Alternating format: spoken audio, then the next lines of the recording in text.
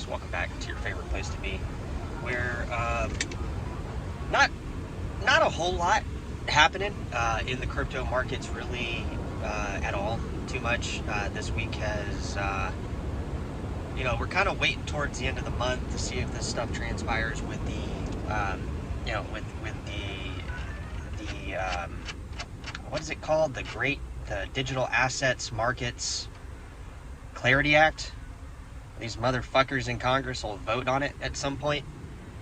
They show up every day with their little sack lunches, and they sit in that room and they bounce ideas off one another. But I don't see anything that they're really doing to get it done. You know what I mean? So we'll see what happens with that. Gold hitting an all-time high. Obviously, you guys have seen the XAUT on Tether, Paxos Gold hitting all-time highs.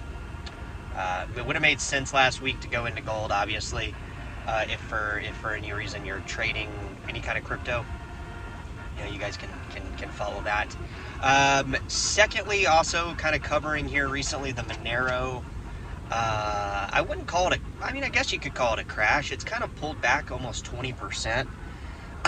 Dash crypto is now under $70. So a lot of times we'll see, guys, especially in these moments of volatility, we'll see these things kind of shoot up and retract back. Not a huge cause for concern. I've noticed that they're kind of in this trending kind of drama on like the social media sites of like people calling some people are calling a $36,000 Bitcoin. Some people are calling a back down to $60,000 Bitcoin. This thing kind of goes up and down, man. It's not going to be a straight line up. Obviously, we see a little bit of hype. We see these, things get kind of hyped. We see little things happen, like, it's been less than a week, I think we were talking. Monero was up to almost $800. It's down now. It's down to it'll be under $500 maybe by the end of the day. Who knows? Zcash, we've seen kind of it fizzle kind of down too, but it's still up, hundreds of percents. It's at, I think, 300, a little under 350 right now. Firo down as well. I know Mr. Fool was talking about Firo. Xano and Firo both down. Xano's still up, over the last bit of a couple years, but the privacy hype, and the price action and the trading action expected to be a little bit wobbly, right? I would expect that. We've seen that. We know when a coin shoots up 100% in the week, we know it's not going to hang out up there. We also know that we're the ones holding these coins. We're the ones making the coins do that. So we also know that the flip side is what we're rationalizing in our head as investors in this stuff, is we're kind of trying to convince ourselves that we're just going to have to withstand the volatility, because we're actually the ones that are creating the volatility in these markets. And we're talking about markets that are just over $1 billion. Monero, obviously much higher, but you get my point. It's better to kind of look at it like, would you rather be trying to time the market, or would you rather stay put and deal with the volatility, which exactly what we've been doing, over the last decade almost. So overall, healthy metrics, I think, are in line with the way crypto metrics are, right? I mean, it's very volatile, guys. I mean, expect to only increase in volatility as we hit higher highs. If we dip lower, give an opportunity to people that have been looking in on some of these coins that have been up recently. Like if Zcash and Dash and Monero crash, people have been wanting to buy them. People wanted to ride the pump. Now's your option. Now's your chance, right? There's that. And there's also the fact that, like, the average retail crypto trader, guys, they don't have like massive bags of cash to dump into crypto right now. We also know that to be true as well, just from our own self-reflection over the last 2 years. So we also know that the would-be crypto traders, they're few and far between, right? So there's that part too. So we could obviously incorporate that into probably a large part of the volatility. It being, people,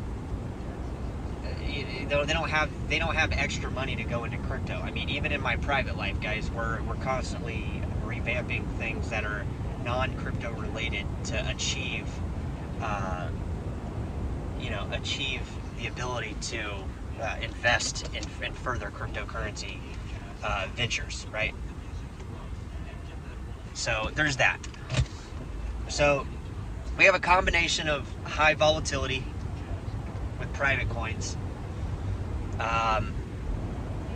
We have a combination of the would-be retail crypto trader not available to even come into these positions because they barely can afford the roof over their head.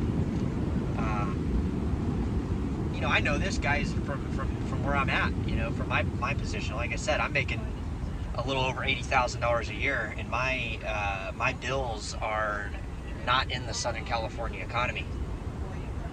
They're like my rent is not even,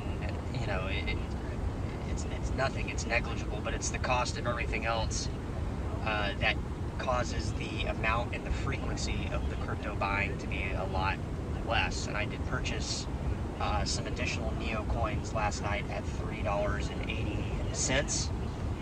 So the frequency is less. We know that people don't have the available capital to employ into cryptocurrencies. Obviously, hedge funds and stuff do, but they're playing more, I think, in the derivatives market. They have longs, they have shorts, they have leverage trades built out by the same trading analysts that are building out their trades for stocks. If they're in a hedge fund or something where they're they have an allocated amount of capital towards the crypto market. So there's a lot of scenarios that are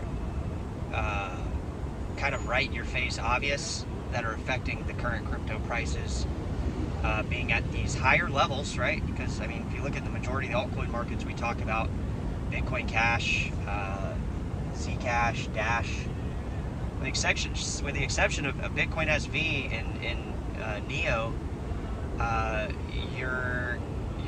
you're buying at a much higher price, right? You're not buying, if you want to establish positions, and you're now likely, unless you're making a lot more money, you're able to invest less and the prices cost more. So, right?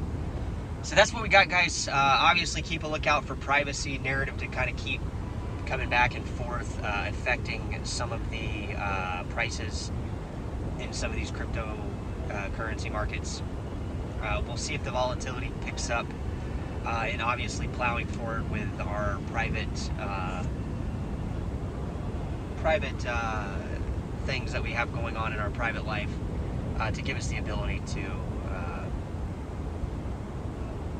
establish more frequent and larger positions.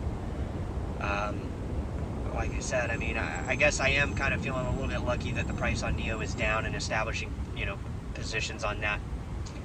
So we'll talk about it. Obviously, there's not an easy solution other than make more money to increase your frequency and establish larger positions in cryptocurrencies that you think are going to be profitable.